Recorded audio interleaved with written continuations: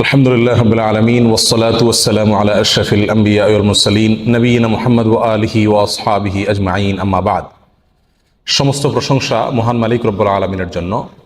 দরুদ এবং সালাম নাজিল হোক তারই প্রেরিত রাসূল মুহাম্মদ মুস্তাফা সাল্লাল্লাহু আলাইহি ওয়াসাল্লাম, তার প্রতি এবং তার আলো আসহাব সকলের প্রতি। সম্মানিত ভাই বন্ধুগণ, আজ আমরা আলোচনা করব ইনশাআল্লাহ বরকতের চাবিসমূহ বিষয়ে। বরকত শব্দের অর্থ হলো কল্যাণ বেশি হওয়া, যে কোনো কিছুতে আল্লাহর পক্ষ থেকে কল্যাণ যুক্ত হওয়া, এটা হলো বরকত। দুনিয়ার যে কোনো বস্তুতে যখন আল্লাহ সুবহানাহু ওয়া তাআলার পক্ষ থেকে কল্যাণ যুক্ত হয়, বিষয়টা যখন কল্যাণকর হয়ে যায়, উপকারী হয়ে যায়, তখন সেটা পরিমাণে অনেক অল্প হলেও আমাদের জন্য সেটা অনেক বেশি উপকার বয়ে আনে। অনেকে অনেক দীর্ঘ হায়াত পাইছেন, কিন্তু দীর্ঘ হায়াতে তেমন কিছু করার সুযোগ পান নাই, তার মানে জীবনে বরকত হয় নাই। অনেকে প্রচুর পরিমাণ সম্পদ কামাই করেছেন, কিন্তু সেই সম্পদ থেকে কোনো হিসাব খুঁজে পাচ্ছেন না যে কোথায় কি করলেন, বরকত নাই। অনেকে দেখা যাচ্ছে যে অনেক কাজ করেছেন, কিন্তু ফলাফল দেখা যাচ্ছে খুব বেশি একটা দৃশ্যমান না, তার মানে বরকত নাই। এর বিপরীতে দেখা যায় একজন অল্প কামাই করছে, মাশাআল্লাহ, এর ভিতরে সে অনেক কিছু করে ফেলেছে। কারণ হলো তার এই কামাইতে কি ছিল? বরকত ছিল। এই কামাইতে আল্লাহ সুবহানাহু ওয়া তাআলার পক্ষ থেকে কল্যাণ ছিল। অতএব আমাদের জীবনে, আমাদের আমলে, আমাদের রুজিতে, আমাদের ইনকামে, আমাদের সন্তান সন্ততিতে, আমাদের সব কিছুতে আল্লাহ সুবহানাহু ওয়া তাআলার পক্ষ থেকে বরকত আসবে। বেশ কিছু আমল আছে, সে আমলগুলো করলে এগুলোকে আমরা এক কথায় বলতে পারি বরকতের 10টি চাবি। এই চাবিগুলো যদি আমরা ব্যবহার করি, তাহলে ইনশাআল্লাহ বিদিনিল্লাহ আমাদের জীবন বরকতময় হয়ে যাবে। তার ভিতরে 1 নম্বরের চাবি হলো বরকতের ঈমান এবং তাকওয়া। প্রিয় ভাইয়েরা, যখন ঈমান এবং তাকওয়া কারোর মধ্যে থাকে, তখন আল্লাহ সুবহানাহু ওয়া তাআলার পক্ষ থেকে বরকতের বারিধারা তার প্রতি বর্ষণ হতে থাকে। আল্লাহ সুবহানাহু ওয়া তাআলা কোরআন কারীমে বলেছেন, ওয়ালাউ আন্না আহলাল কুরা আমানু ওয়াত্তাকাউ লাফাতাহনা আলাইহিম বারাকাতিম মিনাস সামাই ওয়াল আরদ।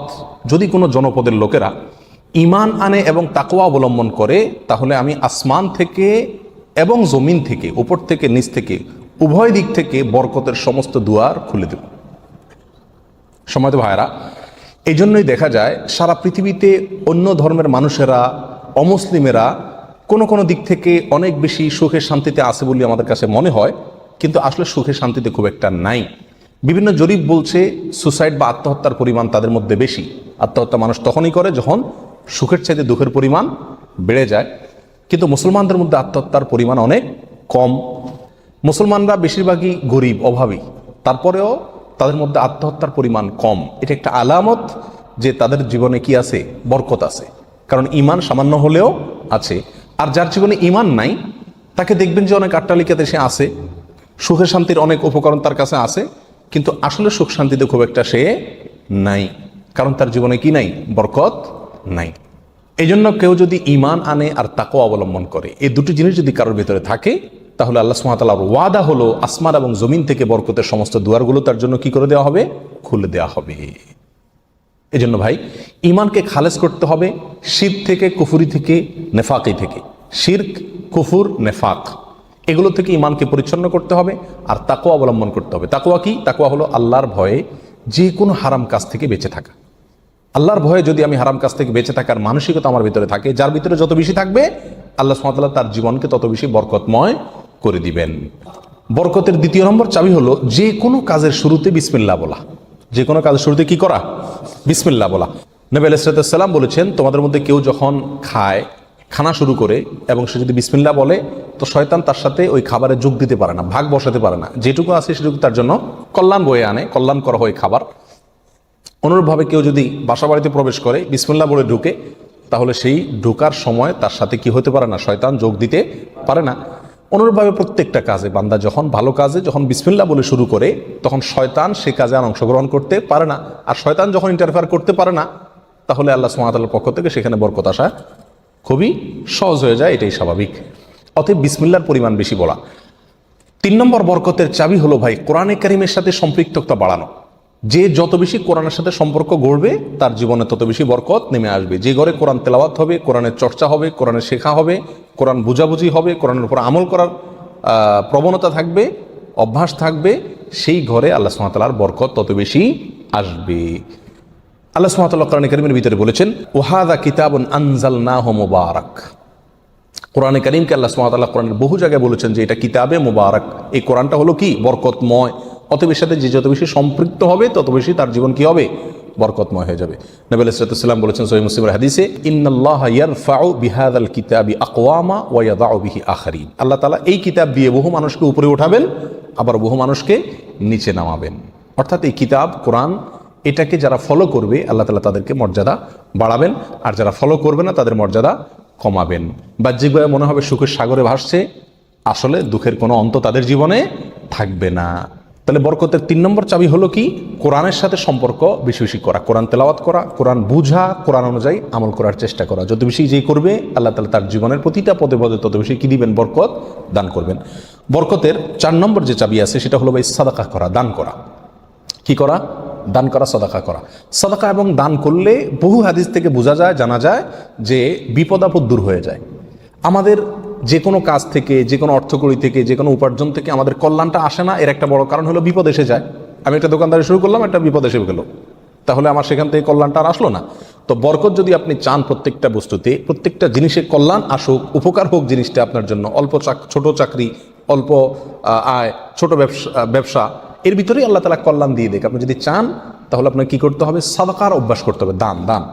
দান করলে মুসিবত এবং বিপদ দূর হয়। তো আপনার ওই অল্প আয় থেকে যখন বিপদ দূর হয়ে যাবে বা বিপদ মুক্ত থাকবে, তখন ইনশাআল্লাহ বিদিনিল্লাহ সেটা আপনার জন্য কি হয়ে যাবে, কল্যাণকর এবং বরকতময় হয়ে যাবে, ওর ভিতরে আপনার জন্য বরকত থাকবে। অতএব সাদাকার অভ্যাস করা, সারা বছর অল্প স্বল্প হলেও, পরিমাণে খুব অল্প হোক। এক হাদিসে আসছে নবী আলাইহিস সালাম বলেছেন, খেজুরের অংশ দিয়েও যদি হয় তবুও তুমি সাদাকা করে জাহান্নামের আগুন থেকে বাঁচার চেষ্টা করো। বিপদ থেকে রক্ষার জন্য আমরা সাধ্য অনুযায়ী সাদকা করব, অনেক বেশি করা কোনো জরুরি না। প্রতিদিন সাদকা করা একটা জটিল বিষয়, অনেক সময় প্রতিদিন আমি অভাবী লোক পাইও না, তাহলে একটা বাক্স রাখতে পারি বাসায়, যে প্রতিদিন আমি সেখানে 1 টাকা রাখবো, 2 টাকা রাখবো, যতটুকু সাধ্যগুলো ততটুকু রাখবো, তাহলে নিয়মিত আমি দানের সওয়াবটা পেয়ে গেলাম। এই টাকাটা অভাবী লোকের, পরে কয়দিন পর পর খুলে আমি দিয়ে দিলাম মানুষকে, তাহলে প্রতিদিন সৎকার আমলটা হয়ে গেল। এবং সৎকার নিয়মিত করলে কি হয়, বরকত প্রত্যেকটা ক্ষেত্রে নেমে আসে। নাম্বার 5, বরকতের 5 নম্বর চাবি হলো ভাই, আত্মীয় স্বজনের সাথে সম্পর্ক ভালো রাখা। এটা বহুল পরীক্ষিত একটি আমল ভাই। আত্মীয় স্বজনের সাথে যে যত বেশি সম্পর্ক ভালো রাখে, মা বাপ, ভাই বোন, ফুফু, চাচা, কাছের লোকজন, রক্ত সম্পর্কীয় লোক যারা, বিশেষ করে তাদের সাথে যে যত বেশি সম্পর্ক ভালো রাখে এবং তাদের সাথে সম্পর্ককে নষ্ট করে না, তারা যদি দুর্ব্যবহার করে তো নিজের পক্ষ থেকে ভালো ব্যবহার করার চেষ্টা করে, তো এই লোকের জীবনে আল্লাহ তাআলা বরকত দান করেন। এটা পরীক্ষিত বিষয়। অতএব এই চাবিটি বরকতের, এটা খুবই গুরুত্বপূর্ণ। 5 নম্বর, অর্থাৎ আত্মীয় স্বজনের সাথে, রক্ত সম্পর্কীয় লোকদের সাথে কি করতে হবে, সম্পর্ক সবসময় বিল্ড আপ করার চেষ্টা করতে হবে, তাদের খোঁজখবর নিতে হবে, সাধ্য অনুযায়ী তাদের পাশে দাঁড়াতে হবে। যদি পাশে দাঁড়াতে নাও পারেন, অন্তত সম্পর্কটাকে কি করতে হবে, ভালো রাখার চেষ্টা করে যেতে হবে। নাম্বার 6, বরকতের 6 নম্বর চাবি হলো ভাই, সকালবেলায় ভোরে ভোরে কাজে যাওয়া। নবী আলাইহিস সালাম দোয়া করেছেন, আল্লাহুম্মা বারিক লি উম্মতি ফি বুকুরিহা, আল্লাহ আমার উম্মতকে সকালবেলা আপনি বরকত দান করবেন। অন্য এক রওয়ায়াতে আসছে বুরিক লি উম্মতি ফি বুকুরিহা, তিনি বলেছেন আমার উম্মতের জন্য সকালবেলার সময়টাতে বরকত দেওয়া হয়েছে। অতএব সকালের সময়টাতে আপনি ঘুমায় থাকেন, তাহলে বরকত কোত্থেকে আসবে? এই টাইমটাতে কাজ করতে হবে। এবং কিছু কিছু কাজ আছে, কিছু কিছু পেশা আছে যে সকালবেলা করার মতন, আপনি মার্কেটে দোকান আছে, সকালে ভোরে খোলার সিস্টেম নাই, তাহলে সেটা তো আপনি খুলবেন না। কিন্তু অন্তত তার প্রস্তুতি, প্রাক প্রস্তুতিগুলো সকাল থেকে হয়ে যাওয়া উচিত। এবং সকালের টাইমটা আসলে ঘুমের কোনো উপযুক্ত টাইম না। আপনি রাতে ভালো করে ঘুমান, বেশি করে ঘুমান, সকালে ঘুমাবেন না, দুপুরে ঘুমান, কিন্তু সকালে ঘুম এটা কোনো প্রশংসনীয় ঘুম নয়, স্বাস্থ্যের জন্য ভালো নয়, ইসলামী দৃষ্টি থেকেও খুব বেশি প্রশংসনীয় নয়। এই জন্য সকালবেলা যদি কাজে বের হওয়া যায় তাহলে ইনশাআল্লাহ জীবনে কি আসবে, বরকত আসবে। যে কাজই করেন আপনি সকালবেলা, সেই কাজে আল্লাহ তাআলা কি দিবেন, বরকত দান করবেন। নাম্বার 7, বরকতের 7 নম্বর চাবি হলো ভাই, নিজে 5 ওয়াক্ত সালাত আদায় করতে হবে এবং পরিবারের লোকদেরকে সালাতের নির্দেশ করতে হবে। বহু লোক নিজে নামাজ পড়ে, কিন্তু বাচ্চা কাচ্চা, ফ্যামিলির লোকজন তারা নামাজ পড়ছে কিনা সে বিষয়ে কি করে না, খবর রাখে না। আল্লাহ সুবহানাহু ওয়া তাআলা কোরআন কারীমের ভিতরে বলেছেন, ওয়া উমুর আহলাকা বিস-সালাত, তুমি তোমার পরিবারকে নামাজের নির্দেশ করো, নিজে তো পড়তেই হবে, পরিবারকেও নির্দেশ করো। ওয়াসতাবির আলাইহা, এবং এটার উপর অটল থাকো, ধরে রাখো এটাকে। তাহলে কি হবে, লা নাসআলুকা রিজকা, আমি তোমাদের কাছ থেকে, আল্লাহ বলছেন আমি তোমাদের কাছ থেকে রিজিক চাই না, নাহনু নারযুকুকা ওয়াল আকিবাতু লিত-তাকওয়া, বরং এই কাজ করলে, আমল করলে আমি তোমাদেরকে রিজিক দিব, বরকত চলে আসবে ইনশাআল্লাহ। নামাজ নিজে পড়তে হবে এবং পরিবারকে নামাজের নির্দেশ করতে হবে। নাম্বার 8, বরকতের 8 নম্বর চাবি হলো ভাই, তাওয়াক্কুল করা আল্লাহর উপরে, আল্লাহর উপরে ভরসা করা। মুমিন যত বেশি আল্লাহর উপরে ভরসা করবে, আল্লাহ তাআলা তত বেশি তাকে সাহায্য করবে। আর আল্লাহর প্রতি ভরসা যত কমে যাবে, আস্থা যত কমে যাবে, নির্ভরতা যত কমে যাবে, দুনিয়ার কোনো বস্তুর প্রতি যখন আস্থা বেশি হয়ে যাবে, আল্লাহ তাআলা তাকে ওই বস্তুর হাতেই বেইজ্জত করে ছাড়েন। এটাই আল্লাহ সুবহানাহু ওয়া তাআলার সুন্নাহ। যার কারণে আল্লাহর প্রতি যে যত বেশি তাওয়াক্কুল করে, আল্লাহ তাআলা তাকে তত বেশি উদ্ধার করেন এবং সাহায্য করেন। বরকতের জন্য এটা একটা অন্যতম উপায়। যে যত বেশি আল্লাহর উপরে ভরসা করবে, বিশেষ করে রিজিকের ব্যাপারে, তত বেশি আল্লাহ সুবহানাহু ওয়া তাআলার পক্ষ থেকে কি আসবে? বরকত আসবে। একটু কোনো কারণে আমাদের ইনকামের উপরে চাপ আসলে, প্রেশার আসলে আমরা অস্থির হয়ে যায়, হাউতাশ হয়ে যায়, নিরাশ হয়ে যায়। অনেকে তো আজেবাজে মন্তব্য করা শুরু করি, আল্লাহর উপর তাওয়াক্কুল থাকে না। তো আসবে কোত্থেকে রিজিক? রিজিক আসবে তখন যদি আল্লাহর উপরে ভরসাটা পূর্ণ মাত্রায় থাকে। নবী আলাইহিস সালাতু ওয়াস সালাম বলেছেন, লাউ তাওয়াক্কালতুম আলাল্লাহি হাক্কা তাওয়াক্কুলিহি, আল্লাহর প্রতি যেরকম ভরসা রাখা দরকার, যেরকম আস্থা রাখা দরকার, তোমরা যদি সেই মাপের আস্থা রাখতে পারো, নির্ভরতা আল্লাহর উপরে তোমরা রাখতে পারো, তাহলে কি হবে? লা রাযাকাকুম কামা ইয়ারযুকুত তাইর, আল্লাহ তাআলা পাখিকে যেভাবে রিজিক দেন তোমাদেরকে সেভাবে রিজিক দিবেন। সারপ্রাইজ রিজিক, কল্পনাও করতে পারবে না কোথায় আল্লাহ রিজিকের ব্যবস্থা করে রাখছে। এরকম বরকত জীবনে নেমে আসবে যদি কি করা হয়? আল্লাহর উপরে পরিপূর্ণ তাকওয়া, এই তাওয়াক্কুল অবলম্বন করা হয়। বরকতের জন্য 9 নম্বর আমল হলো বেশি বেশি ইস্তেগফার করা। কি করা ভাই?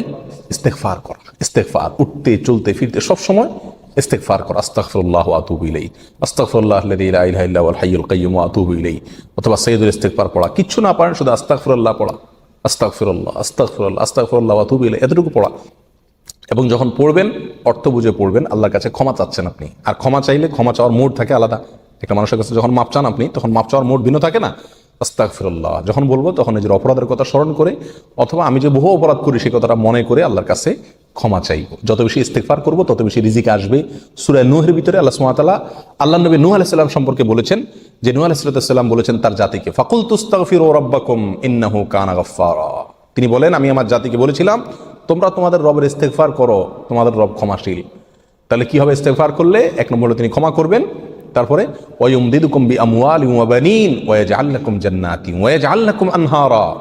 সম্পদ এবং সন্তান, পরিবার, এই দুইটা দিয়ে তোমাদেরকে শক্তিশালী করবেন, রিচ করে দিবেন, সমৃদ্ধ করে দিবেন।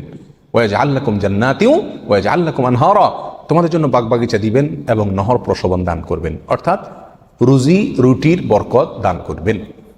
সম্মানিত ভাই বন্ধুগণ, তাহলে ইস্তেগফার করলে রুটি রুজির বরকত হয়, সম্পদে আপনার বরকত হয়, সন্তানে বরকত হয়, পরিবারে বরকত হয়। অতএব ইস্তেগফার বেশি বেশি করতে থাকতে হবে। নবী আলাইহিস সালাম বলেছেন, মাল্লাজিমাল ইস্তেগফার, যে ব্যক্তি ইস্তেগফারকে ধরে রাখবে, সবসময় নিয়মিত ইস্তেগফার করবে, জাআলাল্লাহু মিন কুল্লি যিকিন মাখরাজা, সকল কঠিন মুহূর্ত থেকে বের হওয়ার জন্য আল্লাহ তাআলা তাকে পথ দেখাই দিবেন। ও কুল্লি হাম্মিন ওয়া মিন কুল্লি হাম্মিন ফারাজা, সকল পেরেশানি থেকে আল্লাহ তাআলা তার জন্য প্রশস্ততার পথ দেখাই দিবেন, যদি সে ইস্তেগফারকে ধরে রাখে। 1-2 বার পড়া না, নিয়মিত পড়তে থাকে, ধরে রাখে। অতএব বরকতের জন্য বেশি বেশি ইস্তেগফার করতে হবে। 10 নম্বর বরকতের চাবি হলো ভাই, পরিপূর্ণ সালামের ব্যাপক পরিমাণে প্রচলন ঘটাতে হবে, দিতে হবে। সালামের পরিপূর্ণ রূপ হলো আসসালামু আলাইকুম ওয়া রাহমাতুল্লাহি ওয়া বারাকাতুহু। এখানে আমরা সবাই জানি দোয়া করা হয়, আপনার প্রতি শান্তি বর্ষিত হোক, আল্লাহর রহমত বর্ষিত হোক এবং আল্লাহর বরকত নাজিল হোক আপনার প্রতি। তাহলে আপনি যখন কারোর প্রতি সালাম দিচ্ছেন, পূর্ণাঙ্গ সালাম, আসসালামু আলাইকুম ওয়া রাহমাতুল্লাহি ওয়া বারাকাতুহু, তার মানে আপনি কেমন যেন তার জন্য বরকতের দোয়া করছেন, শান্তির দোয়া করছেন। আর হাদিসে আসছে, কোনো মুসলিমের জন্য যদি আপনি বরকতের দোয়া করেন বা যে কোনো দোয়া করেন, তো ফেরেশতা আপনার জন্য দোয়া করে আল্লাহ এই বান্দাকেও আপনি দান করেন। তাছাড়া যাকে সালাম দিবেন তিনিও জবাব দিবেন। আপনি যেহেতু অবারাকাতু পর্যন্ত পড়বেন, তার জন্য উচিত হবে অবারাকাতু পর্যন্ত দেওয়া। সালাম যতটুকু দেওয়া হয় পরিপূর্ণ কমপক্ষে অতটুকু দিতে হয়।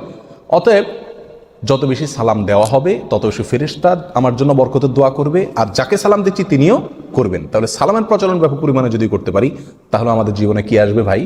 বরকত নেমে আসবে। আর আগেই বলেছি, বরকতের অল্প বেবরকতের বহুর চাইতে উত্তম এবং শ্রেষ্ঠ। আল্লাহ তাআলা আমাদেরকে বরকতের সম্পদ দান করুক। অধিক সম্পদ নয়, বরকতের সম্পদ। আল্লাহ তাআলা আমাদের বরকতের সন্তান দান করুক। অধিক সন্তান নয়, বরকতের সন্তান। কল্যাণ যে সন্তানে আছে সেখানে অনেক বেশি হলো, কিন্তু কল্যাণ তার ভিতরে নাই, উপকারটা নাই, তাহলে এই বেশির কোনো লাভ হলো না। আল্লাহ তাআলা আমাদের গোটা জীবনকে, আমাদের উপার্জনকে, আমাদের সম্পদকে, আমাদের নেকামলকে, আমাদের সন্তান সন্ততিকে, আমাদের পরিবারকে, পরিজনকে, আমাদের চিন্তা চেতনাকে, আমাদের সব কিছুকে আল্লাহ সুবহানাহু ওয়া তাআলা বরকতময় করে দিন। সব কিছুতে আল্লাহ তাআলা কল্যাণ এবং উপকারিতা প্রচুর পরিমাণে বৃদ্ধি করে দিন। জাযাকুমুল্লাহ ওয়া আখিরু দাওয়ানা আলহামদুলিল্লাহি রাব্বিল আলামিন।